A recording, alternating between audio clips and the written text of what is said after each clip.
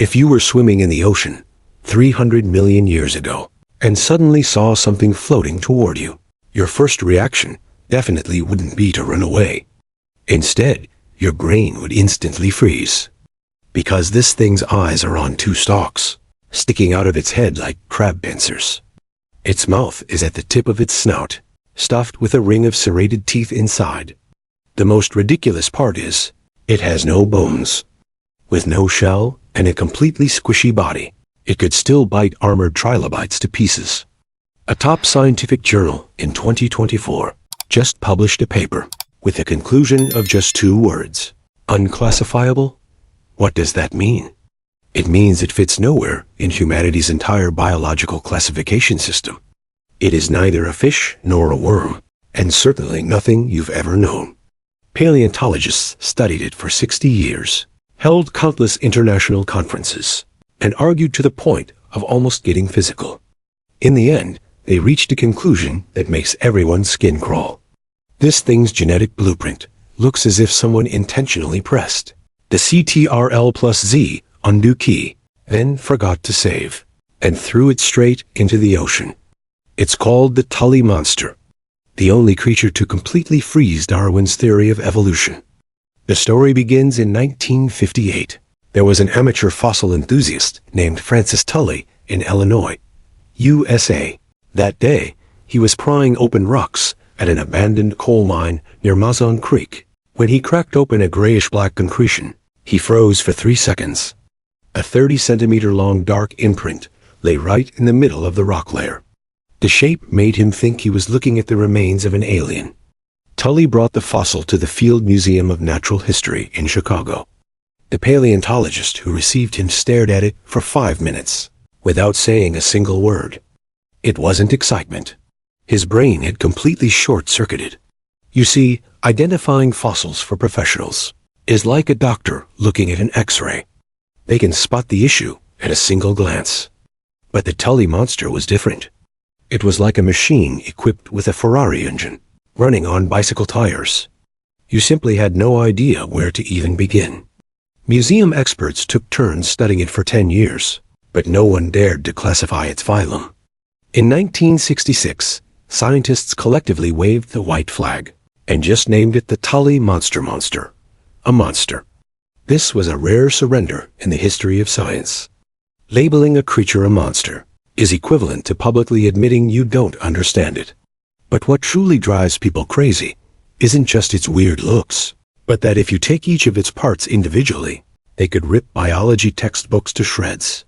Its eyes aren't on its face, but at the ends of 2 rigid flesh stalks extending horizontally, just like 2 light bulbs hanging off a barbell. This visual layout means it had a 360-degree, zero blind spot 3D vision. Any predator trying to ambush it would look like a slow-motion replay in its eyes. In 2016, Yale University used an electron microscope to magnify it 1,000 times and discovered 2 types of melanosomes hidden in the retina, spherical and elongated, neatly arranged like bricks. This kind of structure is unique to vertebrates, with a chemical composition identical to human eyes. And its mouth is even more terrifying. An extremely long and slender proboscis extends from the front of its head, resembling a tough straw. At the very end is a claw lined with 80 sharp teeth. This structure is completely isolated in the biological world. It didn't need to get close to its prey. It just had to swing its proboscis like a robotic arm and precisely plunge the bone-stripping claw into the opponent's soft underbelly. Imagine a tooth-filled straw jabbing at your neck, followed by 2 floating eyes. Don't you also feel like the world just glitched? Just when scientists had been tortured for half a century, Yale University dropped a bombshell in 2016. They used synchrotron radiation to scan over 1,200 fossils and found a thin white line down the middle of the body. Yale scientists announced in the journal Nature that this thing had a notochord. It was a vertebrate, an ancient relative of the lamprey. The entire paleontology world was ecstatic. It meant that we humans, 300 million years ago, had such an alien-like relative. However, the celebration only lasted for 7 years. In 2023, the University of Tokyo stepped up with a micrometer precision 3D laser scanner. After scanning 153 fossils and reconstructing their 3D structures, everyone went silent. The Tokyo team discovered that the Tully monster's body was segmented from head to tail, including the segment in front of the eyes. Invertebrate heads are absolutely never segmented. That is an ironclad rule. The structures previously believed to be vertebrate features were completely debunked. The tri-lobed brain was merely a fold from the flattened fossil. The gill pouches were just lateral depressions, and the notochord couldn't even be clearly seen. In 2023, a paper was published in the journal Paleontology with a one-sentence title, Three-Dimensional Anatomical Evidence Refutes the Vertebrate Status of the Tully Monster. The academic community fell into silence. We were right back to 1958, still with no idea what it was. But the problem grew even more severe. Those traits on its body that only vertebrates should have, such as complex eyes and highly efficient predatory organs, truly existed. It wasn't a vertebrate, yet it was equipped with vertebrate parts. It's much like a tractor fitted with a Ferrari engine, running on a bicycle drivetrain, and the most absurd part is that it could still outrun cars. Even more mind-bogglingly, this bizarre misfit thrived exceptionally well in waters with an off-the-charts mortality rate 300 million years ago. The Mazon Creek waters, where the Tully monster lived, were a shallow marine estuary with an extremely high mortality rate. 90% of the creatures in that fossil layer died sudden deaths. Scientists speculate that toxic algal blooms occurred frequently, causing immediate oxygen depletion in the seawater and mass suffocation of marine life. Yet in this hellish environment, the Tully monster ranked in the top 3 in fossil abundance, with over 35,000 specimens dug up to date, proving it lived incredibly well. Logically, its squishy body should have been wiped out entirely during the very first oxygen depletion event, but instead, it managed to become a permanent resident. By 2025, paleontologists worldwide were still locked in endless debate. The pro-vertebrate camp said that scanning 1,200 fossils revealed traces of a notochord, while the opposition argued those were just gut imprints. The proponents claimed to have found gill pouches, while the opponents counter-argued they were merely folds. The two factions traded barbs in top journals for nearly a decade. Most ironically, in 1989, the state government of Illinois designated it as the state fossil, on the grounds that it was one of a kind. It is so one of a kind that it can't even find a place on Earth's tree of life, and so unique that 70 years later, we are still arguing over what it is. Scientists can only be certain about two things. First, it is an Earth organism. Fossil isotopes prove that its diet matched other creatures of its era. Second, it completely defies conventions. The combination of its organs challenges everything we know about the evolution of life. What does the Tully monster teach us? The evolution of life is not a ladder climbing from lower to higher stages, but a wild arms race. Some upgrade slowly by following the rules, while others cheat and skip every step entirely. The Tully monster was the most absurd cheater of them all, mounting a vertebrate-level sensory system onto an invertebrate chassis and completely dominating the prehistoric ocean. 300 million years later, as we try to crack its secrets with cutting-edge equipment, the Tully monster has long since sunk into the abyss of time. It left us with an eternal question. Who says life can only exist in ways we understand? Just when you think you've mastered the laws of evolution, the Tully monster pops out to tell you, don't be too confident. There are still too many things in the universe you cannot comprehend. All right, that's it for this episode on the ultimate prehistoric anomaly, the Tully monster. Making science content isn't easy, especially when talking about a creature that makes even scientists want to quit their jobs. If you also think this thing's appearance is absurd enough, don't forget to like and follow.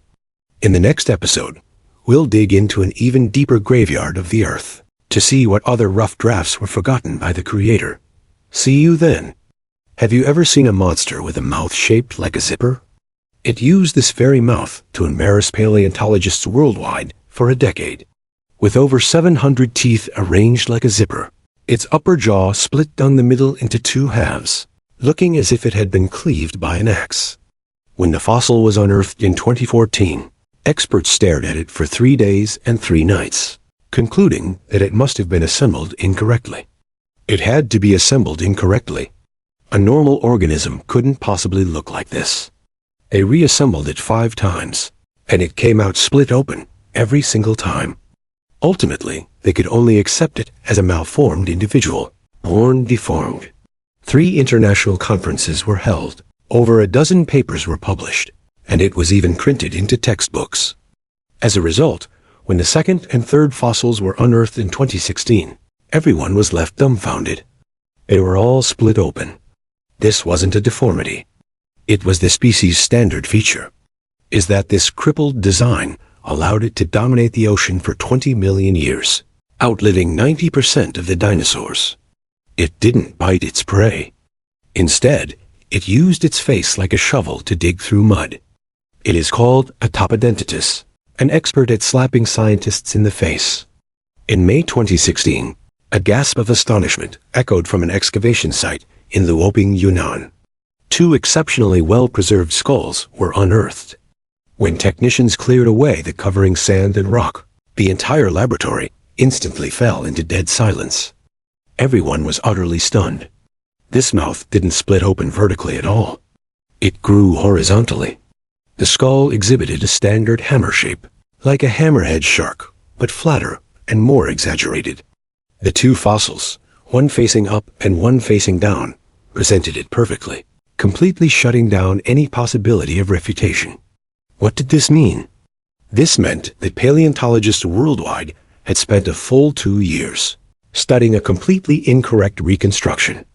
Prior to this, all the research papers, popular science articles, and museum display boards had to be scrapped and redone from scratch. This is a topodentitis. It lived 47 billion years ago during the Middle Triassic. In Latin, it translates to strange and unique teeth. This name is not an exaggeration at all. It was indeed the most bizarre marine reptile in Earth's history. First, look at that hammerhead skull that caused a collective fail for scientists. This design is unprecedented and unparalleled in the evolutionary history of vertebrates. The skull expanded horizontally, with its width reaching nearly 1/3 of the body length. The front end formed a flat T shape. What's even more ridiculous is that over 700 teeth were densely packed into this bizarre mouth. These teeth had an industrial-grade, precise division of labor. At the very front were chisel-like teeth, sharp as shovels, specifically used for scraping. On both sides were densely packed needle-like teeth, tightly arranged like a comb, responsible for filtering. This wasn't a mouth at all, but a living vacuum cleaner that traveled through 47 billion years of time. But why evolve into such a monstrous shape? The answer lies in the darkest backdrop of that era. The era a topodentitis lived in was a world following the Permian-Triassic mass extinction. That catastrophe wiped out 96% of marine species. Earth almost turned into Mars. The oceans became an oxygen-depleted pot of acidic soup, and the food chain completely broke down. Those former ocean overlords and fierce predators were all starving at this moment. Ichthyosaurs were waiting for fish, and hibidont sharks were waiting for squids. Everyone was helplessly waiting for the food chain to rebuild, and many species simply starved to death like that. But just at this time, one type of organism was exploding frantically: algae. They weren't picky about the environment, had no fear of high temperatures, and reproduced so fast that overnight they could dye an entire sea area green. No one ate them, and no one controlled them. The entire ocean was like a thick pot of green soup, disgusting to look at, yet full of energy. At this moment, a topodentitis's seemingly useless mouth suddenly became a miracle. While other reptiles were still desperately waiting for prey, it lay straight on the seabed and began vacuuming. Those 700+ teeth had a clear division of labor. The chisel-like teeth scraped algae off the rocks like shovels, and the fence-like teeth filtered out plant debris like a sieve. It didn't need to chase. It didn't need to fight. It just harvested its own crops on the seabed every day. This was the earliest vegetarian in the history of marine reptiles. It shows the most cowardly but safest strategy. But this strategy had a fatal logical flaw. Atopodentatus's head was only 12 centimeters long, less than 1/20th of its body length. To sustain a massive 3-meter-long body, scientists have calculated that it had to feed for at least 12 hours a day, scraping and vacuuming non-stop, just to barely survive. Furthermore, that horizontally expanded hammerhead skull, when swimming, made moving forward feel like dragging a door plank. From a bioengineering perspective, this was entirely a design flaw: high resistance, slow speed, and low feeding efficiency. Logically, it should have been eliminated in the very first round of natural selection.